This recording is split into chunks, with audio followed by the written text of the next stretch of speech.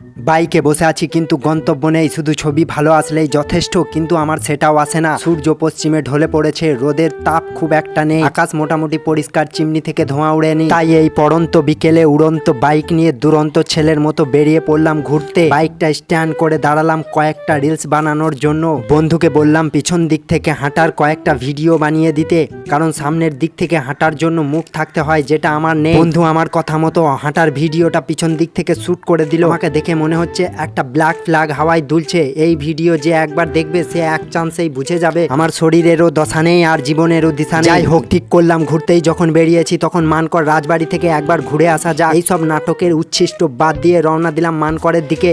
মানকর পৌঁছে আমরা প্রথমেই ভিজিট করলাম সেই বিখ্যাত রাজবাড়ি। 1728 খ্রিস্টাব্দে মহারাজা কৃষ্ণচন্দ্রের মতো একজন বিশিষ্ট রাজা স্বপ্নেও কোনোদিন ভাবতে পারেনি আমাদের মানকরের বুকে এত সুন্দর একটা রাজবাড়ি তৈরি হবে। যদিও এখানকার লোকে এটাকে সাধারণত জমিদার বাড়ি হিসেবেই চেনে। এই জমিদার বাড়ির একটা বিশেষ বৈশিষ্ট্য হলো এখানে জমিদারও থাকতো না। পাশের একটা কফি হাউসে চায়ের আড্ডায় এই বহু প্রাচীন জমিদার বাড়ির বিস্তারিত কাহিনী শুনলাম। চায়ে এক চুমুক লাগাতে আমার জ্ঞান চক্ষু কানা হয়ে গেল, কারণ চা সবসময় পাশে থাকে আর জমিদার বাড়ি শুধু দূর থেকে দেখে যেতে হয়। চা খাওয়া শেষ করে আমরা মানকর স্টেশনে গেলাম রাজধানী এক্সপ্রেসের যাত্রী সংখ্যা গোনার জন্য। গুনতে গুনতে কখন জানি আমার হিসাব বিজ্ঞান ভুল হয়ে গেল, তাই আমি হিসাব বিজ্ঞানে ইউটিউব কোচিং নেওয়ার জন্য সার্চ করলাম অন্বেষণ এডু।